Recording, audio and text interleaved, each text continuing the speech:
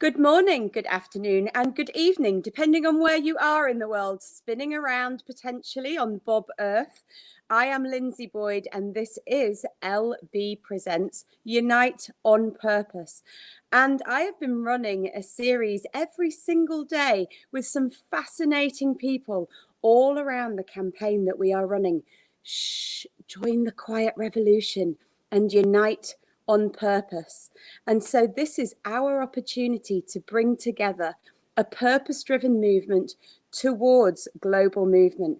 What if everybody could be seen and heard, no matter where you live or the demographic that you live in, and give us a chance to have a new face for the modern world? So it is my absolute pleasure today to introduce my beautiful friend, Sav, who has a wonderful Italian restaurant business. It has been going since the 1960s, Sav, and it's a family-run business. And when I met Sav, I have to say we absolutely hit it off, and I taught Sav in the business school in Australia, and he is now fondly termed for me as Mr. Tomato Man. So thank you, Sav, for coming and joining LB Presents. And I won't give too much of the secrets away about your business, or the secret sauce, as we might say. Could you just tell us who you are and tell me all about your business? Yeah, hi. So I'm Saverio Russo. I'm here in Sydney. Like you said, we've got an Italian family business which has been established. It started off by my great uncle in 1960, and we've taken it over now since '84, and it's been in our family since then. We specialise in Southern Italian cuisine, which is a little bit different to the rest of the Northern Italy. Over there, they've got that German influence, which is fine too, but we tend to stay away from that. They're like more the creamy sauces. We're more into the tomato sauce. Yeah. And so, Sav, when I met you in the school, you absolutely pulled on my heartstrings, and I got the chance to hot seat you, didn't I, at the front of the room? I'm not sure if you were delighted about that or displeased at the time, but we did sit at the front of the room, and in 10 minutes, I actually got a glimpse into your world, and you talked to me about what you do with tomatoes and how the whole family business came together. So could you tell me a bit about that, what our conversation was at the front of that room, if you can remember that day? Yeah, well, do you know what? That 10 minutes did change everything because, I mean, I don't know if you knew that, but prior to coming to the Bob School, my family was ready actually to give up on the whole business. And I said, right, we're going to give one more go. And I want to do something a little bit different because I tried other little accelerators. So I thought I'll just give one more go.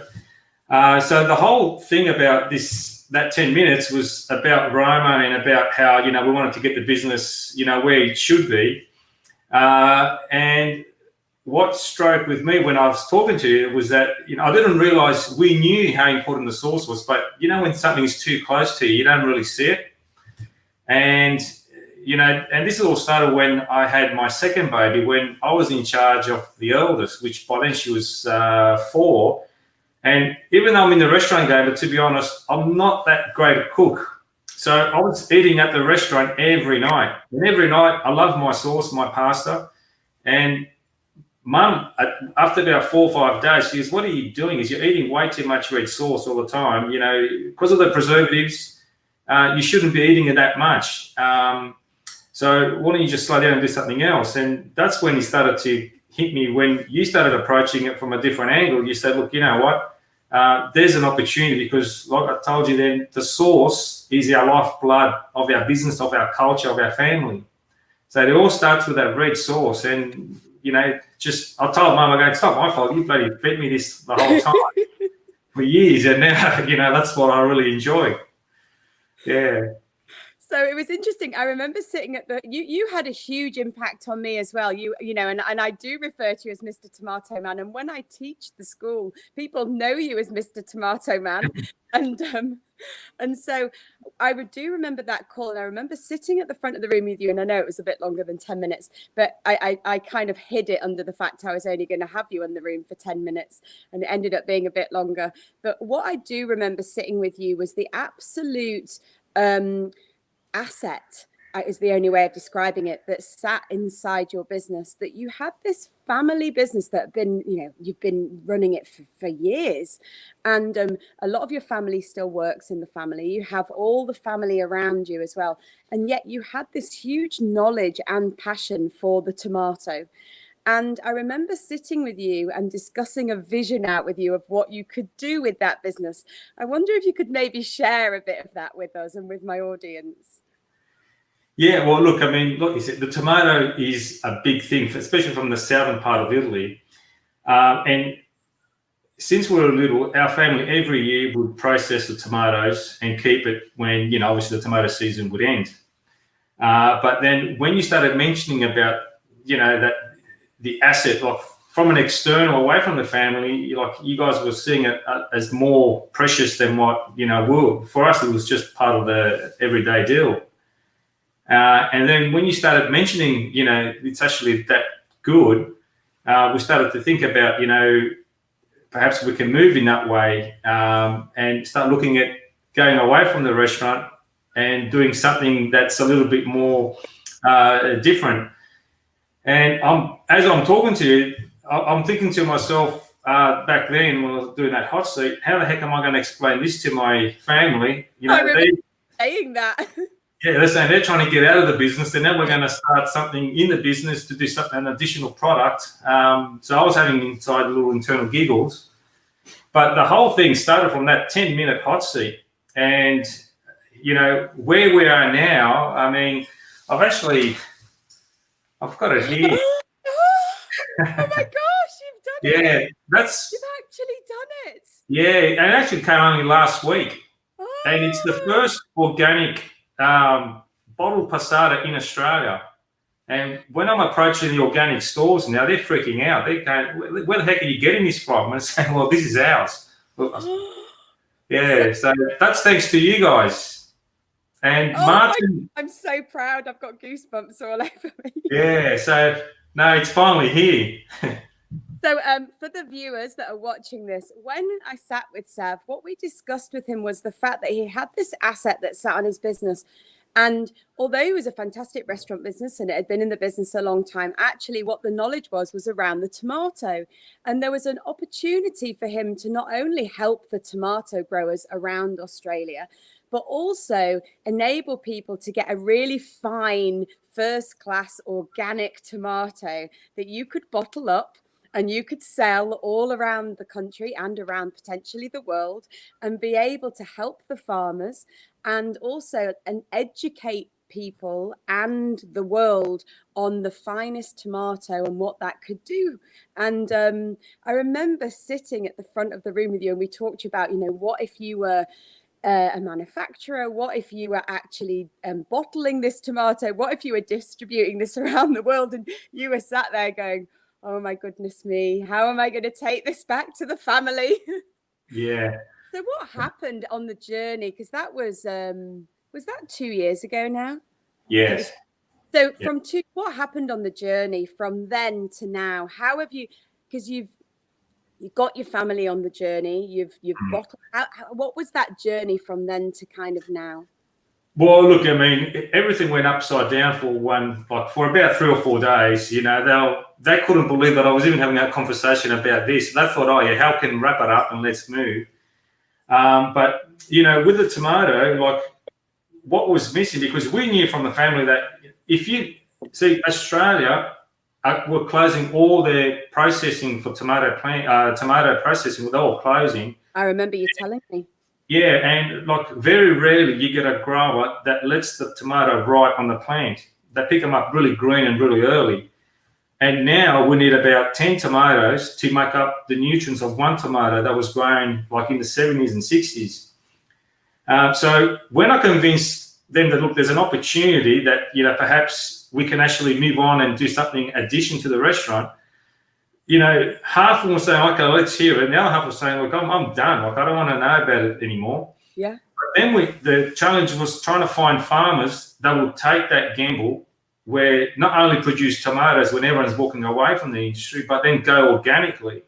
And like at one stage, I was right in. Like I was sold. I was actually going to sell the house in Sydney and move to Port Macquarie and set up a little manufacturing plant. I was 3 weeks away from going to Italy and buying a unit that was 150,000 euros and set up a little warehouse to process because no one would give me a go. And I told my wife, are you in? And she said, yes, I'm in. Like, let's go and do it. Oh. So, and then you wouldn't believe it, 3 weeks before going, a guy from Melbourne said, hey, I understand that what you're doing. I want to get involved. So we got this farmer that started to, sing the same song, so to speak. And we said, right, let's do it. And then we had problems with the labels. It hasn't been a challenge within itself, but a massive ordeal. And we've never had experience in this sort of business, but Tim, which is in Australia, he helped us immensely. I couldn't thank that guy enough what he's done, and Sarah and Martin as well, doing all the the labeling, and because I knew nothing about it. But it was an amazing experience. And now, like I said, last week we had the first batch arrive, and it's been amazing. And so, God, what a journey. I can't believe my timing that I've invited you onto this program and you've just got the first bottle. I'm actually blown away by that.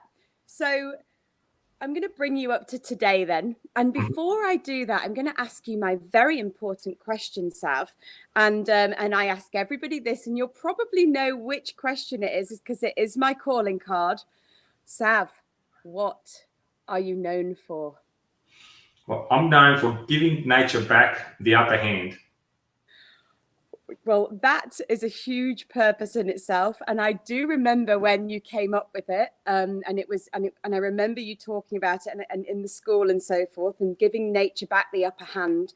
Now, can you talk to people about what that means for you? Because there's a beautiful story that sits behind that. Yeah, look, the way food is produced at the moment with the farmers, the ones that are doing great things, biodynamic and organic growing, they do it tough, and they don't get the recognition that they really deserve with the quality of food they actually produce, the healthy stuff. And, we want to give people the opportunity, if they want to invest in their health, there is an alternative. And we've given the Italians a run for their money now back in Italy with this passata, because now, we're the only restaurant in Australia that every produce with red sauce has the Aussie-made organic tomato, and people can't fathom that. I can't understand. And when we put a new item in the restaurant, Mum always has the last say. She has to test every new thing that goes in, and when we put it on pizza, of course. Yeah, and when she tried it on, she thought when we put it on the pizza, we told her to try it. She thought that we changed the cheese. We didn't tell her what we did. And that's how much difference it's made. So, if she was sold, we thought, oh, we're on the winner. And it was just amazing what a difference it made. Wow.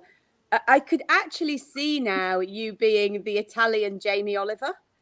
Who Jamie Oliver is? Yes, yeah. The big red, yeah. And I could actually see you and the family being the Italian Jamie Oliver.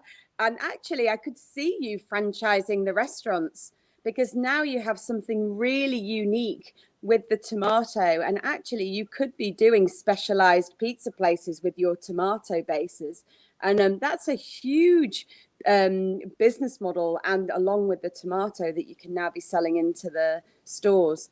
What I love about your giving nature back the upper hand as well, there was something that really got me, which was around the farmers as well, and the plants. Could you talk a little bit about that as well, and around the farming side of it? Yeah, the farmers, they've got a small opportunity to actually grow the produce. And unfortunately here in Australia, they become price takers. So they do all the hard work, and then it gets to the processors, and they're the ones that, give them a hard time. Also, the produce that they grow is very limited on the shelf life. And there's a lot of wastage that they can't sell. And if it's got markings that doesn't look right, they have to throw that out. And that's a lot of hard hours that they've done, and they don't get, the reward for it. So when we come up with this organic, the sauce, for them, these guys, they saw the opportunities. Well, they don't care if it looks a little bit different. They don't care if it takes a bit of shape. But, you know, all of a sudden we've created a market for them. And we really enjoy that they go out of their way to make sure nothing bad gets put on the plants. And the plants are growing nice and naturally. Like on the first crop that they did, they had a lot of problems with these bugs, this tomato mite. And what they did, look, so in conventional farming, they'll normally get on a plane a month before harvest and they nuke it with all the chemicals, and they do that every 5 days. But this guy, what he did, he got on a plane and they released bugs against bugs. So they go really, really hardcore. And it's just amazing how, even though people still think, oh, it's a little bit expensive, but to understand what the farmers are going through, you know, they're the ones that are doing all the hard work, doing all the wonders, all the magic. But their paddocks are just incredible what they actually do. And Wow. to finish all the work and say, oh, no, this has got a scratch and doesn't feel right. You know, they had a lot of wastage, but we've come in and we can help them out immensely with that. Wow. So there's something that I want to ask you, because I'm conscious we've only got 30 minutes and I'm gutted about that, because I could talk to you for hours about your business. It has been a pandemic and a recession. And obviously you've been on all our webinars and you've been on the L&D program with us, and we are a huge advocate of your business, as you know. And I remember when the pandemic hit, you came on and you said about, you know, your family and the restaurant had to close and you lost the revenue in the restaurant. And it was a pretty tough time when that pandemic hit. And I remember, you know, your family was devastated, as most families have been through this. And could you talk a little bit about your journey of what happened over the period of time for me, please? Oh, you know, after I did the webinar, the first webinar, I think, well, the second one, I think it was, you know, it was on the 24th of March, because I went and checked, right? Yeah. And as soon as I finished, I already seen 2 messages on my phone, and my brother Nick said, come to Roma real quick, you got to see this. And it was 7 o'clock, you know, so it should have been prime time. Not one phone call had rang. No one was nearby. Everyone went into shock.